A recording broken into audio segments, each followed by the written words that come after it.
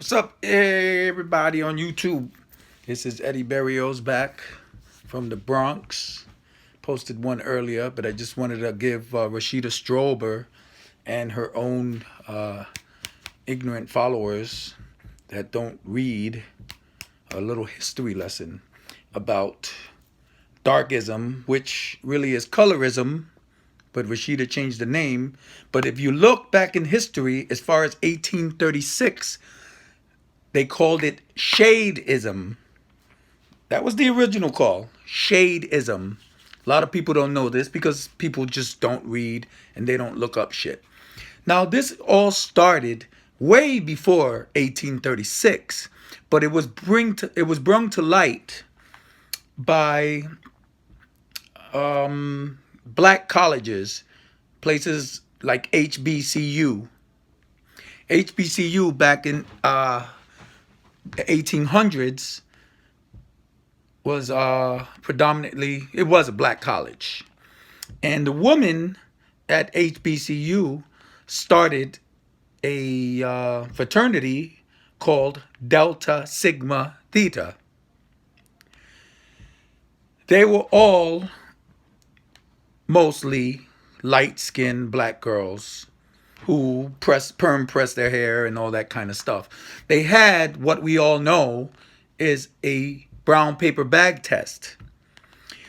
If you were darker than that brown paper bag, you were not allowed to join Delta Sigma Theta. It wasn't allowed because you were too dark. This university started back during the Civil War. It was started in Cheney University in 1837, actually, in Pennsylvania.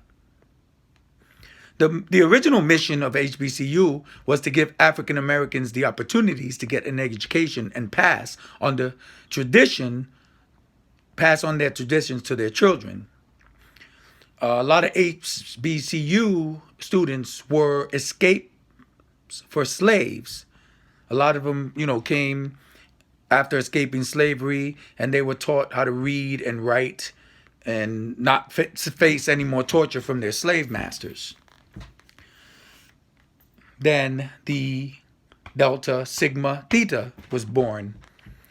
But what they did was discriminate against other black women. They were the light-skinned black women. They discriminated against the dark black women. The brown paper bag test that I was telling you about. They wouldn't allow them to join their sororities. They were still allowed to go to the school, but they couldn't join. So the dark-skinned women created their own fraternity, which was called Alpha Kappa Alpha. And these were the dark-skinned women. Women like Anne Easter Brown, Belua Elizabeth Burke, Lily Burke, Margaret Flagg Holmes, Marjorie Hill, Ethel Hedgeman Lyle, Lucy Diggs, Jonah Berry, Marie Taylor, Sarah Meriwether. I mean, there was a ton of them. There was about actually the original 30. They advocated against Delta Sigma Theta. As we all know, you know the movie School Days. Spike Lee made a movie about this. This is not 1836 was not the beginning of, dark girl, dark people, dark skin against light skinned blacks. It's not the beginning.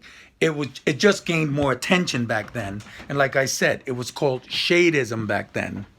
So all these women that I mentioned, the whole group, that the originals are currently deceased. See, and the movie School Days was about what happened in 1836 and the women who fought against what Rashida wants to call now darkism, which is still colorism. I don't care what name she puts to it. She's using that now to try to get paid. There was a fixation, and there still is a little bit of a fixation surrounding black Americans, because of the color of their skins. The colorism is a term defined as the discrimination and prejudice of people of darker skin amongst their own racial group, and the effects of colorism on the black community, specifically how it affects young black women. See, Rashida read this history. She knows it existed way before her. And that's why she chose to call it darkism and say, I'm advocating for dark black women. She knows this history. It's noted. It's noted before the 1800s, specifically how it affects young black women, because it seems that they were affected more than everybody. So Rashida Strober, Miss Opportunist, said, you know what? I can make some money off of this, because she don't give a damn. Anyway, the film focused on the students of the campus of the historically black college of HBCU. It's debates by two sororities, one consistent of mainly light-skinned girls and the other with long hair, and the other dark-skinned girls with shorter, more natural styles. So the white-skinned girls were being regarded as better than the women of darker complexions. Not only do they seemingly wear more glamorous clothes, hairstyles, and makeup, they are being sought after by what are considered to be the best and the most eligible black bachelors. This in 1901 perpetuated the many studies surrounding colorism that exist today.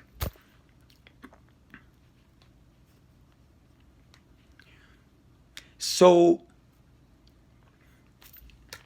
this is nothing new. This is nothing that Rashida Strober has created. She'd love to make you just I mean, I know she read this story. I know she knows about it, and I know she's taken advantage of it. And and it just kills me that she tries to say she created this. So it's history, Sometimes I get speechless because I cannot believe that black women today. I can understand they're young.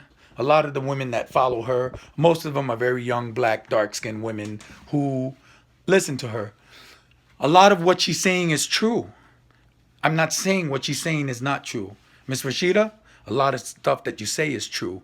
But the problem I have is that you're saying you created it. You created the topic. You created all of this. You didn't create anything. Like I said in my previous video, you're continuing trying to educate, but where you lack is the education part, because you yourself call darker black people burnt and crispy and ugly, burnt this and burnt that, and you call yourself ugly. And then you turn around and say, well, I'm this and I'm that and I'm fabulous. So which one is it? You're contradicting yourself all the time. You're quoting history that is already written and saying that you started it, which is a slap in the face to all the women of Alpha Kappa Alpha, and even before them. But they're the ones who brought this to light. And in 1988, not 1998 when you said you started this, in 1988, Spike Lee revived it. Spike Lee never said he created it. Alice Walker, who did this before you, Alice Walker, she's the most recent person who's done what you're doing before you, never said, I created it. Alice Walker, you'll never hear in a video saying, hi, I'm Alice Walker. I'm the only one. Colorism, darkism, she doesn't do that. She doesn't have to do that, because a woman intelligent like Alice Walker knows the history, and she's just continuing the fight. But Rashida, you always have to start with, I'm the one and only dark activist, black girl, this and dark this. It's total lies and garbage. And I think if more black women would get your ass off of YouTube and actually research something rather than watching World Star and spending most of your time online checking beauty tips. You could actually learn something of substance and truly understand who are the real pioneers who started this movement. And nowhere in 1800s from till 1998, no one named Rashida Strober is listed in those books. Not one person. So education is the key. Um, a lot of these things, a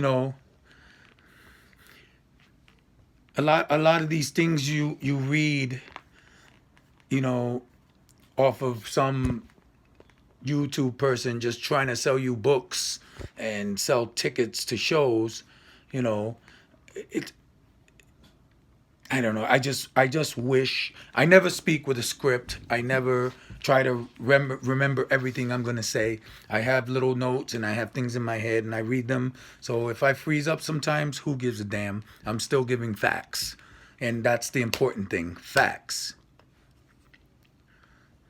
So the fact is that it's interesting. It's interesting, you know, to see how groups of women who alter themselves in order to fit in the frame of whiteness, and those who don't, they get criticized for it. So if you're a black woman and you get blonde hair and you do your nails and you bleach your skin or you wear lighter makeup, you're trying to be white. But if you stay natural and you stay dark and you keep your nappy hair, you're a jigaboo. You know, they call you darky and all that kind of shit. So if you do, you're screwed, and if you don't, you're screwed. But the thing is, don't let people use you, because I don't care how much you listen to Rashida Strober or people who talk rhetoric like Rashida Strober, which is really bad for the black people. She speaks some truths, but she's clouded by opportunistic motives. So, like her, when Rashida Strober speaks about a dark black man dating a lighter black woman, so he's an Uncle Tom because that black woman is not his color, or it's a Puerto Rican woman who's lighter than him. You know what? Whether you're dark or you're light, you are still black. You are black. The African American race is not about that color right there. See that? It's not about this. You got black people lighter than me. You got black people darker than this. But you know what? You're all still African Americans, and this fight has been going on for hundreds of years. And all the people who actually started this fight are all deceased. All those women's names that I mentioned are all gone. So a woman like Rashida Strober is she's super delusional. I say she's very delusional, and her motives are money. Her motives are making money off of you. Like many black people who considered themselves leaders before, they used the African American community to get status and to make money. There are a lot of good leaders, but there are a lot of them who are full of shit. And I have to say, Rashida, she's full of shit. She's just trying to get paid off of your misery. And she instills the misery more in her videos and makes you doubt yourself, because that's her motive. She wants you to doubt yourself, because the more you doubt yourself, the more you'll listen to her. And the more she can spew her bullshit into your brain until you start believing what she's saying. And if you're not comfortable with yourself the way you are, you're never going to be comfortable. So that's it. I don't see how she can make you feel better about yourself. You know, a woman who fights for dark skin women or man, I say dark skinned people in general, can call another dark black person burnt and crispy. She's done that many a times. So that defeats the purpose of what she's doing. I don't get it. She loses me when she does that. A woman who dates a light-skinned man, and then Rashida Strober turns around and criticizes dark black people who date light-skinned people. Come on. People, use this right here. Use it. That's what it's there for. Don't be hoodwinked. Don't be bamboozled. Don't be run amok. You know, you get enough of that bullshit from other races other than African Americans doing that to you as it is. You don't need your own doing it to you. Get smart. Read.